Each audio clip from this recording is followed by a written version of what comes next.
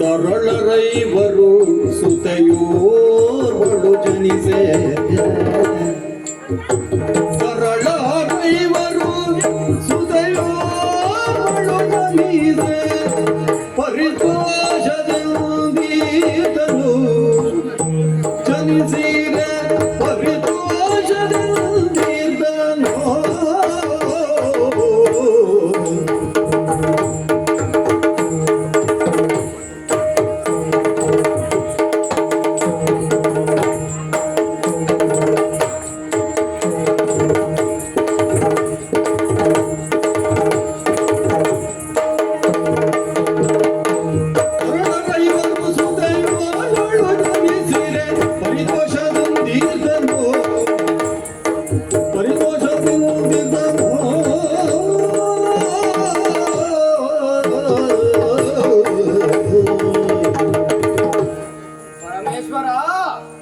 ಸದಾ ನಮ್ಮನ್ನು ರಕ್ಷಿಸು, ಸರಿಯಾಗಿ ಅನುಗ್ರಹಿಸು ಎಂದು ಸದಾ ಪ್ರಾರ್ಥಿಸುತ್ತೇವೆ.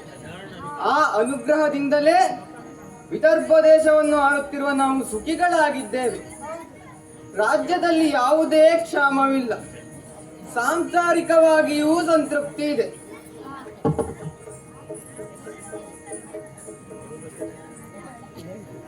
ವಿಚಾರ ಮಾಡುವುದಕ್ಕೆ ಒಬ್ಬನೇ ಆದ್ರೂ ಆಗ್ತದೆ, ವಿಮರ್ಶೆ ಮಾಡುವುದಕ್ಕೆ ಇನ್ನೊಬ್ಬ ಬೇಡವೋ? ಮಂತ್ರಿ,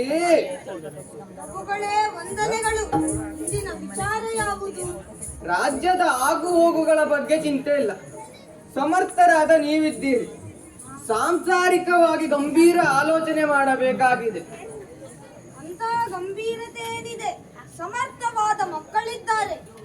ಅದು ಸರಿ, ಗಂಡು ಮಕ್ಕಳ ಬಗ್ಗೆ ಯೋಚನೆ ಇಲ್ಲ, ಆದರೆ ಮಗಳಾದ ರುಕ್ಮಿಣಿಯ ಬಗ್ಗೆ ಯೋಚನೆ. ಓ, ಅವಳ ಬಗ್ಗೆ ಚಿಂತಿಸುವುದೇನಿದೆ? ಸುಂದರಳು, ಸುಗುಣವಂತೆ, ಎಲ್ಲರ ಕಣ್ಮಣಿ ರುಕ್ಮಿಣಿ. ಹೀಗೆ ಮುದ್ದಿಸಿ ಮುದ್ದಿಸಿ ದಿನ ಕಳೆದು ಹೋಯಿತು. ಅವಳಿಗೀಗ ಓದುದು ಷೋಡಶ ವರುಷ ರುಕ್ಮಿಣಿಗೀಗ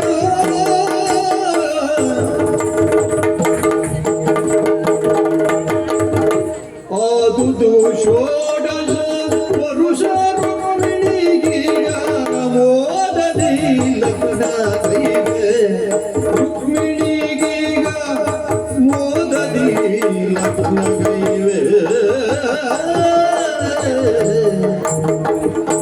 ಮೇದಿನಿಯೋಳು ಇವಳಿಂಗೆ ರಾವ ಕೃಷ್ಣ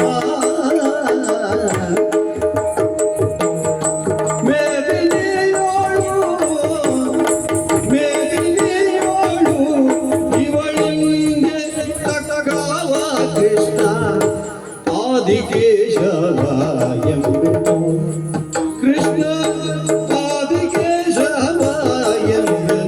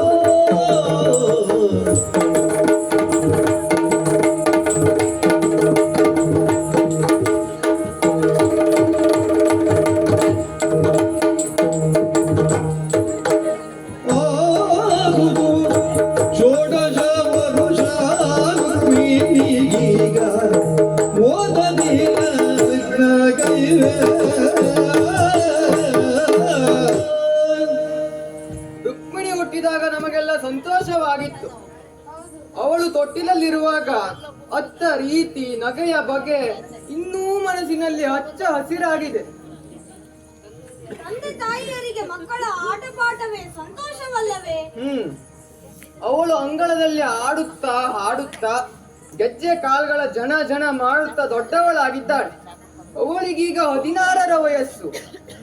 ಅದಕ್ಕೇನೀಗ ಮಕ್ಕಳು ಯಾವಾಗಲೂ ಸಣ್ಣವರಾಗಿಯೇ ಇರುವುದಿಲ್ಲ. ಅದರಲ್ಲೂ ಹೆಣ್ಣು ಮಕ್ಕಳು ಬೇಗನೆ ದೊಡ್ಡವರಾಗಿ ಬಿಡ್ತಾರೆ. ಅವಳಿಗೆ ಯೋಗ್ಯ ವರನನ್ನ ಹುಡುಕಿ ಮದುವೆ ಮಾಡಬೇಕು. ವರನ್ಯಾರಿದ್ದಾರೆಂದು ಯೋಚಿಸುತ್ತಿದ್ದೇನೆ. ಅದಕ್ಕೇನೀಗ ರುಕ್ಮಿಣಿಯ ಮದುವೆ ಮಾಡಿಸುತ್ತೇನೆ ಎಂದರೆ ಸಾಕು, ಸಾವಿರ ಸಾವಿರ ಜನ ರಾಜಕುಮಾರರು ಬರುತ್ತಾರೆ. ಅಂತಹ ಪ್ರಯತ್ನ ಬೇಡ. ಇಂದಿನ ಈ ಕಾಲಕ್ಕೆ ಆ ಕ್ರಮ ವಿಪತ್ತನ್ನೇ ತಂದೀತು. ಓಹ್, ಈಗ ವಿಷಯ ಗಂಭೀರವಾಗಿದ್ದು ಹೌದು. ಮಗಳ ಮದುವೆ ಮಾಡಬೇಕು, ಆದರೆ ವರನನ್ನು ಹುಡುಕಬಾರದು ಅಂದ್ರೆ ಹೇಗೆ? ಮದುವೆಗೆ ವರ ಯಾರೆಂದು ಗೊತ್ತಿಲ್ಲದಿದ್ದರೆ ಹುಡುಕಬೇಕು. ಆದ್ರೆ ವರನನ್ನು ನಾನು ಈಗಾಗಲೇ ಆರಿಸಿ ಆಗಿದೆ. ಅರೆ ಹೌದೇ? ಯಾರು ಅವ?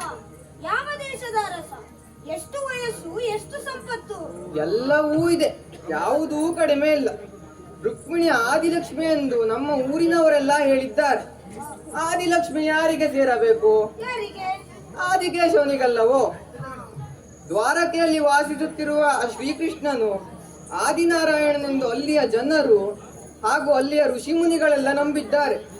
ಅಷ್ಟೇ ಅಲ್ಲ, ಭಕ್ತಿಯನ್ನು ಆಚರಿಸುತ್ತಿದ್ದಾರೆ. ಹಾಗಾಗಿ ಆ ಶ್ರೀಕೃಷ್ಣನೇ ನಮ್ಮ ರುಕ್ಮಿಣಿಗೆ ಸರಿಯಾದ ವರನೆಂದು ನಂಬಿದ್ದೇನೆ. ಇದರ ಕುರಿತಾಗಿ ನೀನೇನು ಹೇಳ್ತೀಯಾ?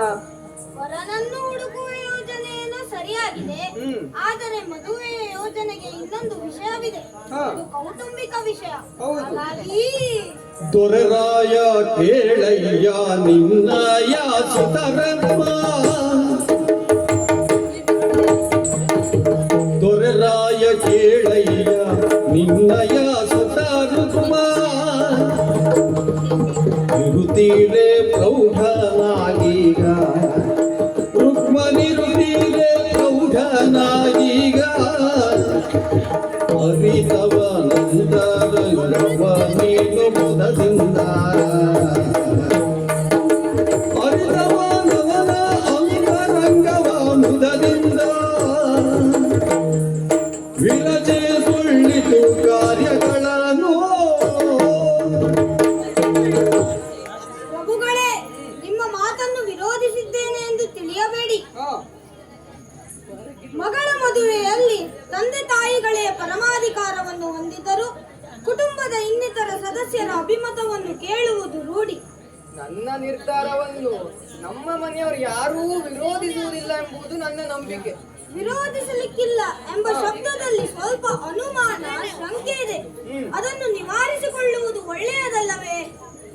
ಪ್ರಾಯಕ್ಕೆ ಬಂದ ಗಂಡು ಮಕ್ಕಳಿದ್ದಾರೆ. ತಂಗಿಯ ಮದುವೆಯ ಬಗ್ಗೆ ಅವರಿಗೆ ಯಾವ ಯೋಚನೆ ಇದೆಯೋ ಏನೋ.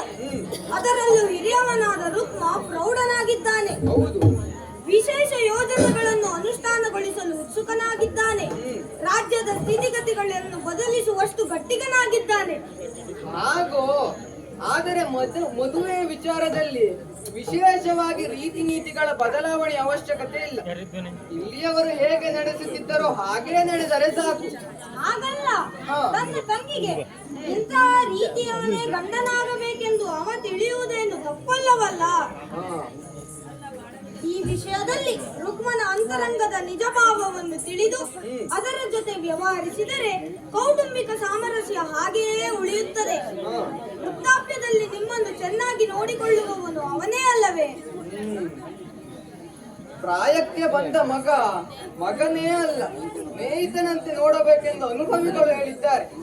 ಮಂತ್ರಿ, ನಿನ್ನ ಸಲಹೆಯನ್ನು ಒಪ್ಪಿದೆ. ಭೋಜ ಕಟಕದಲ್ಲಿರುವ ರುಕ್ಮನಿಗೆ ನನ್ನ ಈ ಕೂಡಲೇ ಕಾಣಬೇಕೆಂದು ಪತ್ರವನ್ನ ಕಳಿಸಿದೆ. ನಾನು ಈ ಕಾರ್ಯಕ್ಕೆ ಯಾವಾಗಲಿಂದಲೂ ಸಿದ್ಧನಾಗಿದ್ದೇನೆ.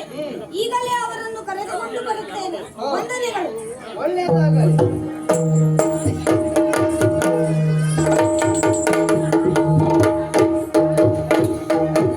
ಮಗನ ನಿರೀಕ್ಷೆಯಲ್ಲಿರ್ತೇನೆ.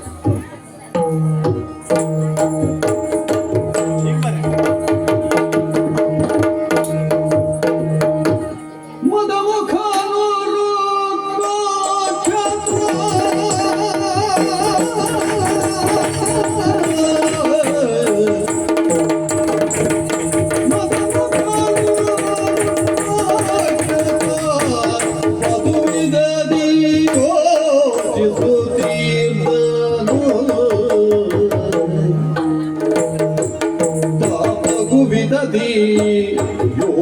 ಸುದೀಪನು